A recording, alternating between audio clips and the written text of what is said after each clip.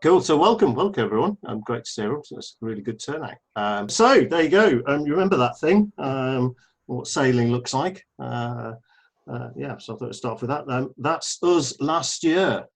Doesn't that all look uncomfortably close together? Just look at those. There's not even was it a half a llama. Was it a medium-sized llama? We're supposed to keep apart from each other. It's people's elbows touching as things.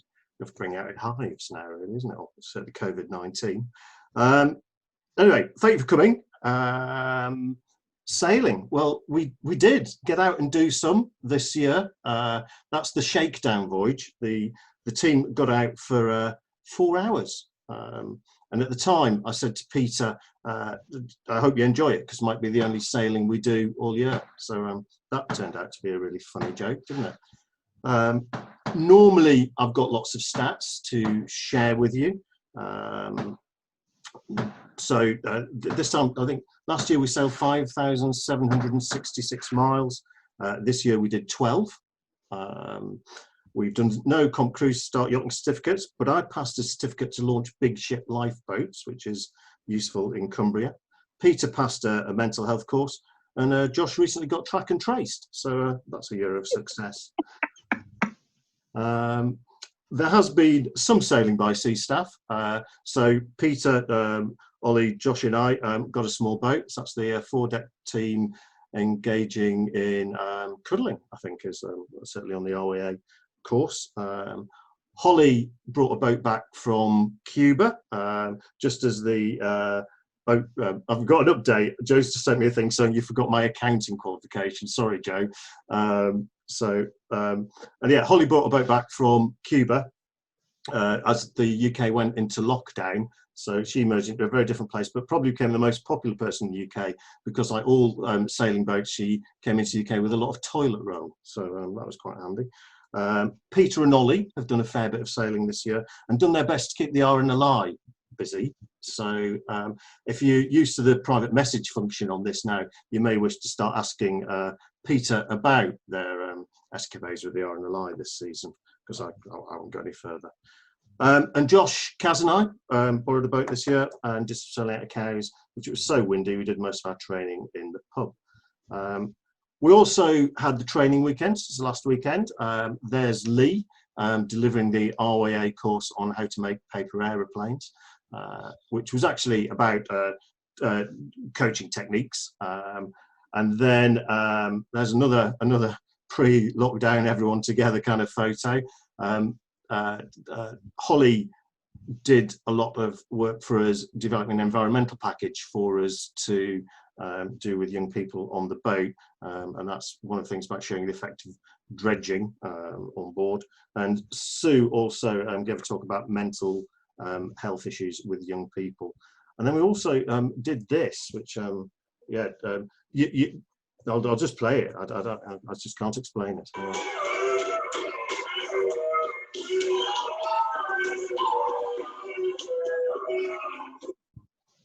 When we did this as a test run, everyone said there's something wrong with the sound. It's like, no, that is the sound.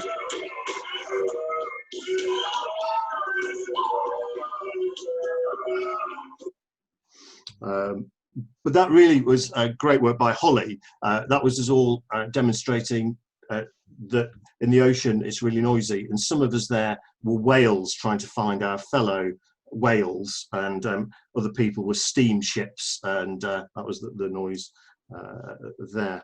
Before our temporary layup between March and October this year, sorry, go back one, we did have a refit, and the team did an incredibly job with Jake and Oren, did loads of work, and it is a terrible shame for the team that they put so much work into it, and we didn't get the boat out really on the water this year. And as people will be aware, we were 2 days off the start of the season before lockdown hit us, and that effectively closed us down. And for the main lockdown, there was no option for us to go sailing. And then as the years progressed, there's been a ruling from the government, which is that basically holiday providers and outdoor ed providers shouldn't be doing overnight residentials for young people. And that's still kind of in existence, really, and that's stopped us operating as such for the year. So the main thing for this was a significant challenge for the charity when it happened. We were initially looking at a loss of all our voyage income, that's which was budgeted this year at £195,000. And indeed, our first kind of forecast for our operating loss this year, which is just at the end of October, was for a loss of £100,000. I'm pleased to say we're currently estimating loss in the region of £20,000 to £30,000, which clearly, although we don't want to make a loss, I think under these circumstances, it's an incredible result and a real tribute to the people that supported us. And as we've discussed there, we do have the reserves to withstand this. Clearly, we've got the reserves are there for long-term replacements of things like masts, engines, which we don't want to use up, but we do have the reserves to get through this. And if people ask really how we got through this, I'm going to say quite clearly it's Kaz, actually, who's done the sterling work here to get us through it and support us. But I'll look at that in a bit more detail. So just looking at how things worked out for us this year, a bit of how the money's worked out. Our expenditure, 2020, our original budget for operating, we originally budgeted about 393,000. Our estimated year end now is 296,000, and this includes 5 months of us operating normally. So that period between November to March last year, where we did a refit, that was £40,000 roughly. That's well, we were a normal business operating before the COVID started to hit us and the charities stopped doing what we planned. The furlough scheme has been the big saving for us in terms of money. Our annual salary bills around about £200,000. In the furlough scheme, we've had in about £50,000 from that, so that's only cost the charity about 150. And we furloughed everyone at some point except Kaz, and we kept Kaz on because she's been busy liaising with clients and donors over cancelled voyages, keeping in touch with volunteers and planning for next year. The rest of us, Georgia and Annette, stayed furloughed all the time, and Sally, Joe, Peter and me, when the part-time furlough scheme came in, we took advantage of that, and we've been brought in and out as we've needed to do various work.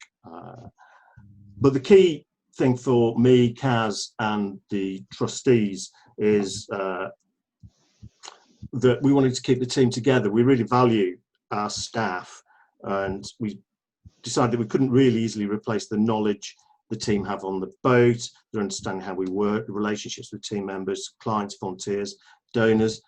We have a great team, and they're key to the future of OYT South. And there's a big thanks from me really to all the team that have been furloughed, because I know it's not easy when everyone really wants to be involved and back on the water, and the team have been absolutely great in supporting what we do.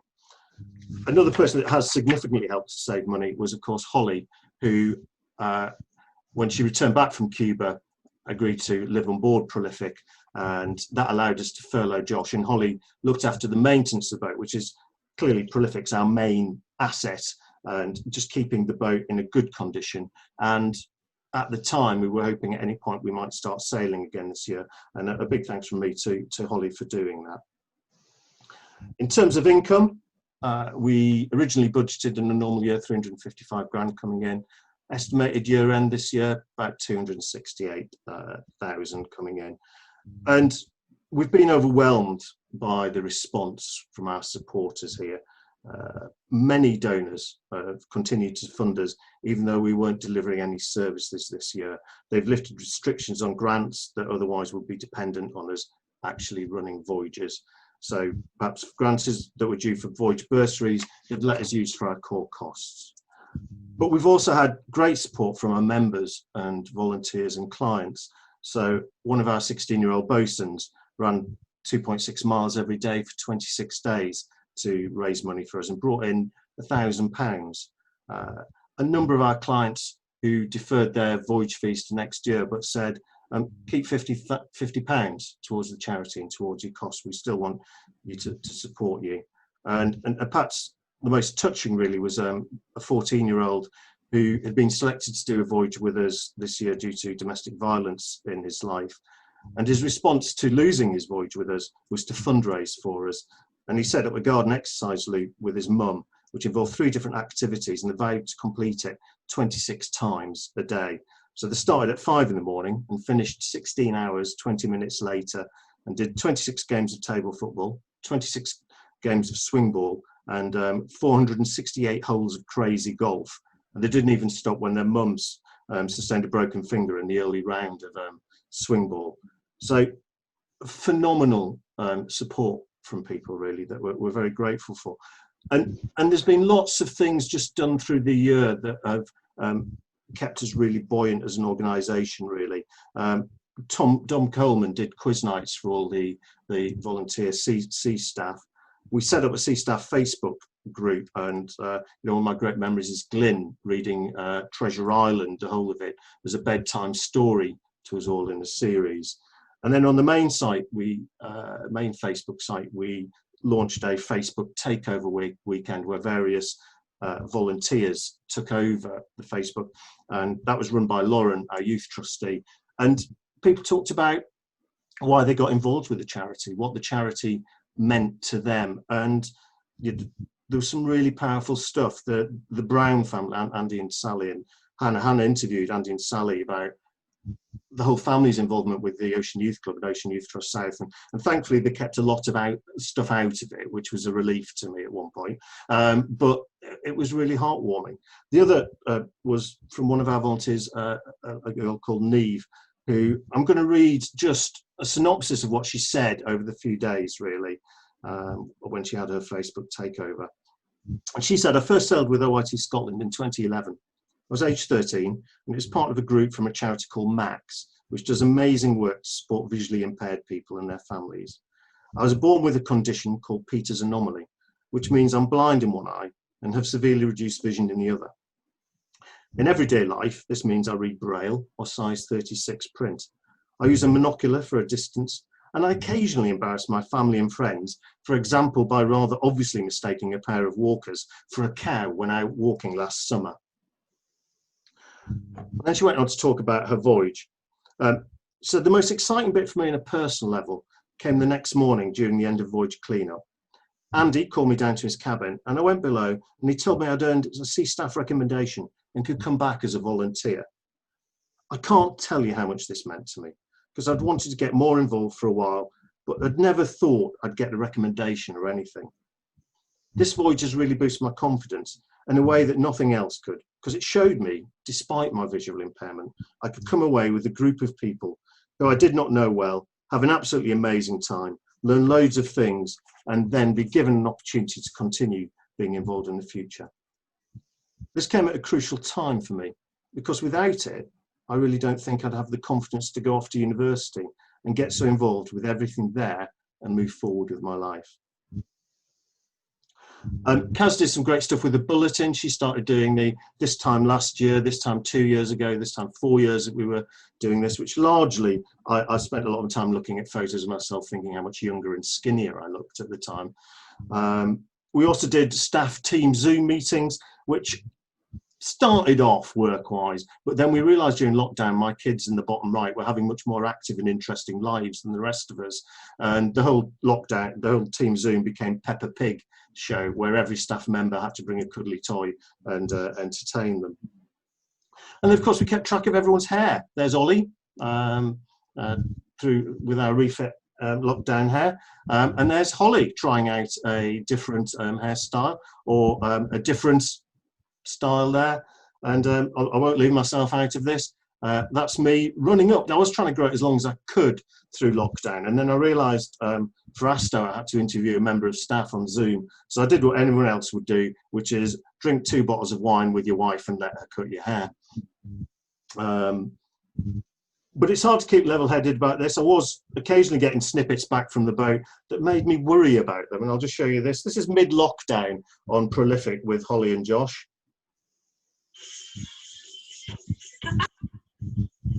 I'll show you that one again.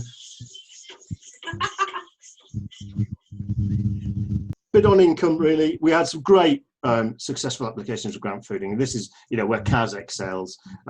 ASTO did an emergency lifeboat funding for most members. That brought in about 44,000 to us this year. We've got about £10,000 small business grants, 6,500 from Sport England, and the TK Foundation did a COVID fund that brought in about £4,000 in. So all of this has helped increase our income, cut our expenditure. So although we've made a loss, it's nowhere near on the scale that we originally feared. And I think the key message to take home from this is that, we reached the end of this year with just over £578,000 in reserves. The charity is in a strong position. It is going to tackle our reserves next year, and I'll come on to this in a minute, but it's been a good year, a really successful year, and thank you everyone for your support, and thank you CAS in particular for making this all work. So if we look at 2021, what our thoughts are for the next season, we're determined to sail. We don't really want to spend another season with a vessel tied up. There's a number of reasons. Sail training for us, and particularly I work with disadvantaged and vulnerable young people, it's been the core of what we do. And it's these young people have been particularly hard hit by COVID-19. And we believe the voyages, what we do, confidence, resilience, teamwork and communication, a good place such a significant role in helping young people recover from the pandemic and what they've been through. And just actually giving young people a break, getting people outside again. And when Kaz has been speaking to our regular clients, we've been told so many problems of, foster placements breaking down under the pressure of lockdown, families severely affected by stress, domestic violence, young people needing more support as they return to full-time education. That's what we exist for. That's what we can do and help these young people. The other bit is for our staff, really. We want to get the boat back on the water. We want to get sailing. We don't want people to lose their skills and their involvement with the charity. Kaz also has been discussing things with our clients for next year, and there's a definite need. The virtual schools want to come back, the pupil referral units, Applemore Vine, who target children who are at risk of not finishing school, want to come back. George Green, who had a big project to get BAME young people sailing with us, and particularly develop as sea staff with us, want to come back. New clients such as Harris Merton, who planned to sail with us this year, who had a new project working with youngsters at risk of grooming or being enticed and threatened into gangs, want to come back. And then Max, Reese Foundation for Care Leavers, Ellen MacArthur Trust are all keen to sail with us next year. And likewise, the individuals that sailed with us. We did a major project last year with the Isle of Wight, and there was a competition for young and deserving people to come sailing with us. And some of the winners were truly outstanding. And these are young people we want to get back on the boat next year. For instance, there's a girl who was her mum's rock while her brother spent more than a year in hospital after being beaten up and suffering 3 bleeds on the brain. There was twins who coped whilst one of them had cancer treatment. This is why we want to get back on the water next year. What changes are we going to have in the light of COVID-19? What were our thoughts on that? Well, don't worry, we're not going to ask you to dress up like that. But we know 2021 isn't going to be a straightforward year, and it's impossible at this stage really to predict what the government guidelines are going to be. Things we have set in place with next year's voyage programme. There are going to be longer gaps between voyages to allow for extra cleaning, and I'm afraid the bad news for all of us as sea staff is we're not going to ask the young people to clean the boat next year. It's going to have to be done properly, and that's going to be a staff job. We recognise we might have to sail with fewer young people and potentially fewer young staff so we can do social distancing on board. And we may, at the start of the season and the beginning of the year, have to do day sails instead of regular voyages. We're going to take staff bookings for next year and sea staff bookings. That's important to us because we need to have the confidence and when we speak to clients that we can start voyages. But we're going to need you to be patient with us and support us. It is going to be a bumpy year and a particularly bumpy start to the season, and it's a forever changing picture. Kit-wise, we're going to make some just slight adjustments there. We're going to buy in an extra set of oilskins and life jackets. So when the young people leave the boat, their kit can be put in lockdown for 72 hours. We're installing new ventilation, new fan system on the boat to get better ventilation on board. And we envisage there'll probably be screening procedures for joining us. That may be testing, maybe temperature testing. And clearly there's going to be hand sanitizer, signage, additional cleaning. And we're monitoring what the government are recommending, we're reviewing our procedures, and in particular we're working also in discussion with our clients, and particularly the schools, as to what they're experiencing, what they're implementing at school, and what they would like to see us do. And that's very much work in progress for us. Funding requirements for next year, well, we normally do budget for the following year. In discussions with Eamon particularly, we realised next year is so unpredictable, we kind of just did some financial scenarios, and those range from virtually no sailing to voyages with just less young people and a few less voyages. Our operating loss next year could be anywhere from £426,000 to 273. The good news is we've got the reserves. We will survive this. We'll be weakened, but we will survive this. And that's the key message for everyone. But clearly the fundraising requirement for us doesn't go away, and that in terms of bursaries for young people to get them out on the boat. If we have to start doing day sails and looking for a local market so people can actually get to the boat, that will require different funding in itself. And staffing, of course, remains one of our biggest outlays. So I think what I want people to take this is not to work away with all doom and gloom, and just remember really what this is about. And there's kind of three things that came to us this year of how what we do makes big differences to young people and disadvantaged young people. And one, Kaz got a phone call from somebody who sailed with the Ocean Youth Club in 1991 on Spirit of Boadicea, and he said he'd been in foster care and he was in a school for bad boys. And he was reminiscing with an old friend and remembered that sailing with us was one of the great highlights of his teenage years. He'd sailed from Ipswich to Belgium to Holland, and he thought the experience was brilliant. And he just wanted to call and tell us how happy he was to remember the trip. And he'd added that he had a tough time during the pandemic, but overall he'd made a success of his life, and overcome the problems of his early years. And he was just glad to find the charity is still here, planning to give more opportunity to teenagers in the future. And then you'll all remember we kind of did a lot of lobbying letters to MPs, and this is one of the families that had a young person sail with us, and what they wrote in their letter to their MP. And they said, on a personal level, we decided over 12 years ago to become foster carers for Hampshire Children's Services, mostly working with teenage girls who are particularly difficult for local authorities to place. I'm sure you're aware of the life challenges these people face, and be aware of the mountain most have to climb as care leavers, often with little in the way of qualifications or employment opportunities. Over the years, we've made use of OYT South and Trafalgar Sailing. Not all have taken to the idea, finding sailing's not for them. But even there, it's helped open their minds to the fact life has been much more to offer than they considered at that point. For others, the opportunity had been inspirational. But these young ladies gained extreme confidence. They grew personal skills, found their self-worth. There's simply no one price people can put on this. Not only that, they continue to have opportunities to continue to sail today in what most would call an elite activity. Opportunities, advantages that will be removed to others from disadvantaged backgrounds should these charities not survive. These charities show disadvantaged children that with a little determination and courage, they can achieve and thrive. That life has opportunities for them too. And then the other one is from a lad called Harry, and that's not the young boy in this photo here. Harry's 13, was attending specialist school, and due to his profound dyslexia, he wasn't moving up to senior school and was being kept on an extra year. And he was put on a voyage with young people to bond with them. And he said, I've always been a bit different. I get nervous about small things, but OYT South has without doubt changed my life.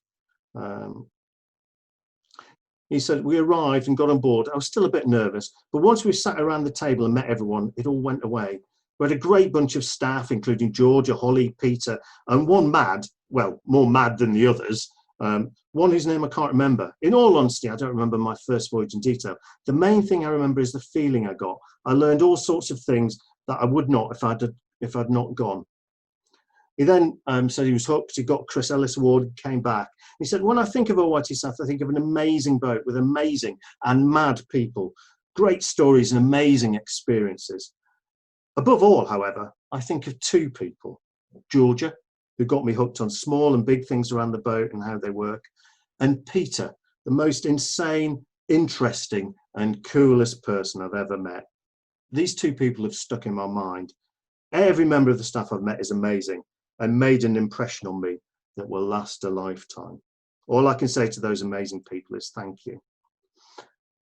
Which brings us to Peter, in Harry's words, the most insane, interesting and coolest person I've ever met. As everyone will know, we are losing our award-winning skipper this year. Peter's decided it's time to move on. After working full-time at sea for 9 years, since the age of 17. There's Peter winning her Sail Training Award of the Year. And this is Peter off to get the Women of the Future Award, which we became a runner-up on. And this is Peter on her way back from having got the runner-up. Anyway, Peter said she'd been thinking about leaving, and she said she was very sad to leave. Were her words. But I remember Peter a long time ago when she started with us, and at the time she was unsure whether to skip her and whether she wanted to move on to that stage. And I told her there'd be a stage to get to when she was sailing with old grumpy men like me, and she just think she could do better. And when you do a voyage and you think, I can just do it better than him, this is probably the time for you to move on. And I'd like to think I really helped in that, because there was a voyage we did together where we dragged anchor in the middle of the night, and Peter said to me, well, you know, if you put down 3 meters of anchor chain in 4 meters of water, you are going to drag. So I'd like to think my ineptitude is what spurred Peter on, really. But I'm going to miss Peter, miss her encouragement, a professional level of support. I remember one day having a special low on the boat when berthing had gone wrong, and Peter came up to me and she just looked at me and said, yeah, well, we've all done crap parks. So I think, Peter, I think we can't say any more than probably what James Stevens has said. Those of you that don't know, James Stevens used to be the training manager at the RYA, so number 2 at the RYA. He's now chair of the Upmaster Qualification Panel. So that's the people that take your tickets away if you've been naughty. And he's current chairman of ASTA, which is our trade body. And James wrote to Peter and he said, Mark told me you decided to leave OIT South, and I feel this shouldn't happen without a letter of thanks from ASTA. You've been an outstanding sail trainer, a first-class yachtsman, great with your crews, and the STI Award of Sail Trainer of the Year was rightly recognised, and this was well deserved. It's been a pleasure to meet you at conferences, on board and over a pint. Your modest, unassuming competence is a lesson to all in sail training. You will be a great loss to us, and I thank you on behalf of British Sail Training. But I also understand it's time to move on, and I wish you every success in your chosen pathway. And I'm sure whatever you do, you'll be equally successful. Farewell, Peter. Good luck and best wishes. And I'm sure that is a sentiment from all of us. So in terms of fun, vitality, compassion, ultimate seamanship, and youth work, her ability to tell you that you've been a bit rubbish and you still walk away smiling and humming a merry tune. There is no one better. No one can pull it off with Peter's ability. Peter, is a sign of our love for you that you've actually, in terms of the donations to your Leaving Present, is phenomenal. I'm not going to tell you what it is. We'll show it to everyone at a later date. It's a bit of work in progress, but it is something special that's coming off for you there. People have been asking me what Peter's going to do next. That's kind of a lot of people have asked me, and I'm going to let you into a little secret here. Peter's not going to want me to tell you this, but I'm going to anyway. Not many people know of Peter's love of Scottish country dancing, and she's been training over the whole of lockdown to get her Scottish country dancing teaching qualifications, and she's off to set up her own school. And but I'm lucky that we have a video of some of her early lessons, and this is teaching dancing with the refit team. And I'm sure after watching this, you'll all agree what a natural talent she is, and a real boost to Scottish country dancing.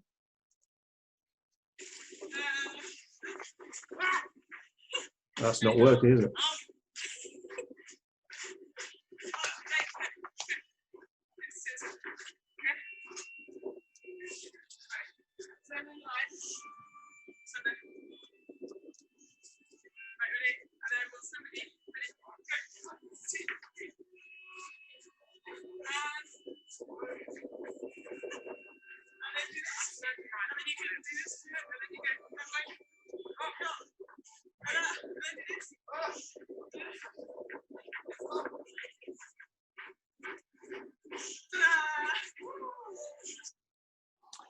I'm sure we can all wish Peter the best of luck on Strictly Come Dancing when we'll next see her.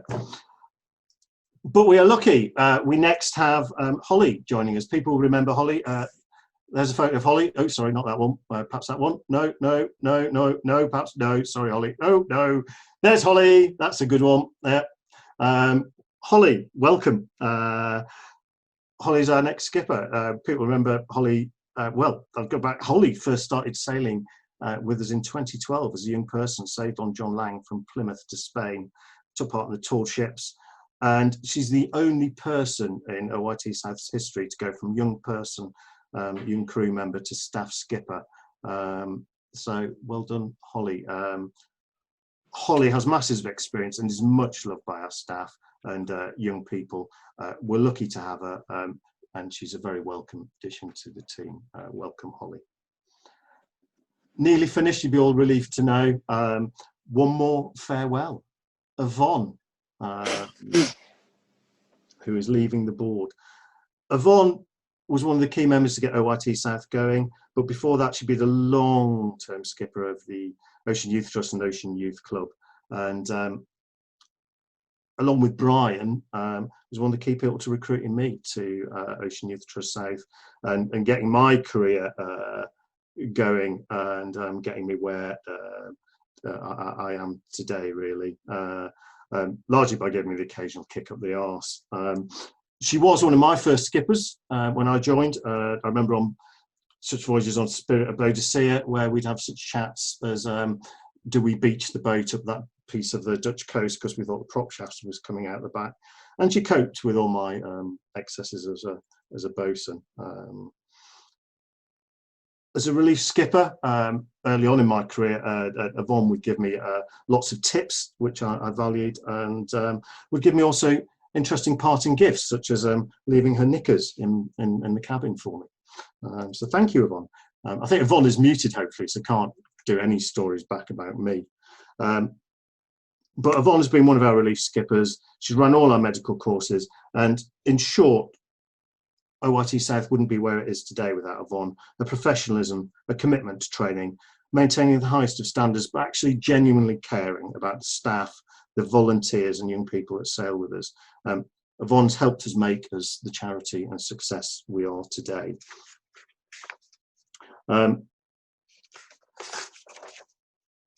So Yvonne, we do have a leaving present for you. That is framed, and sometime when lockdown is finished, we will get that to you. One more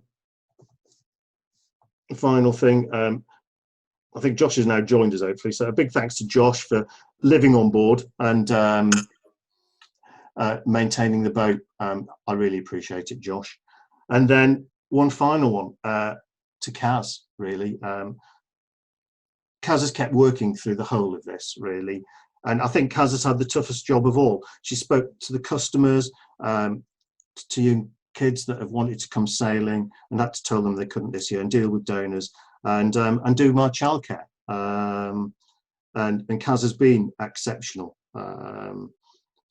When all this kicked off, it was really difficult. We made some very hard decisions. None of it was easy. And as we know, Kaz is an amazing person. She can do the work of 2 or more people, certainly do the work of mine and hers. And we wouldn't be in such a good position now if it wasn't for Kaz and me, and I think we all owe Kaz a big and massive thank you for this year. Or we could say, as Esme, my 3-year-old, said after Kaz did childcare and stayed for a week, Kaz is too loud. We should put her in a pie and put her in an oven, which I think is Esme's way of saying she loves you. So I'm nearly finished. A lot about what we were saying to people recently is that this is the first year since 1960 that no young people have sailed with the Ocean Youth Club and Ocean Youth Trust Sail, which is sad. But hopefully by some of the stories I've just told you, we can look back at the great things we've done in our history and the effect it's had on people involved. Our mission now is to put ourselves in the strongest possible position to do that in the future. We will be on the water next year, and with you all involved, we have a great team to do it. So thank you.